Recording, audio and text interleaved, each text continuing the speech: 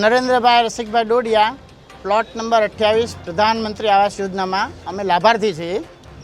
અમને મકાન સોંપ્યા એના હજી 44 મહિના જ થયા છે, પણ એ મકાન હાલ અત્યારે એવા જર્જરિત છે કે જેમાં માણસને રાત્રે સૂતા ઊંઘ નથી આવતી, કારણ કે એ મકાન એને પડી જવાની પોતાને બીક લાગે છે.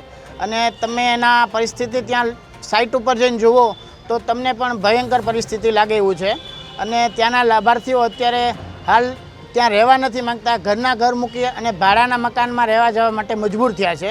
જ્યારે હજી એની લોનના 15 થી 20 વર્ષના હપ્તા છે, તો આ મકાન હજી 5 જ વર્ષમાં પૂરા થઈ જાય એવી શક્યતા છે કે સારો ધરતીકંપ આવ્યો હોય તો આ તમામે તમામ મકાન નીચે પડી જાય અને કેટલી જાનહાનિ થાય એની કોઈ શક્યતા નથી, આપણે ગણતરી નથી કરી શકીએ.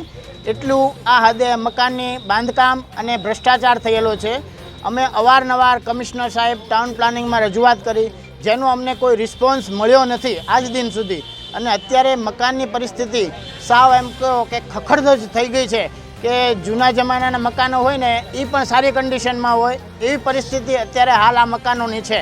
તો અમારી સરકારને એવી નિવેદન છે કે અમારે બીજી કોઈ માંગણી નથી, અમને અમારા નવા મકાન આપો, અમારે આ મકાન ન જોઈએ.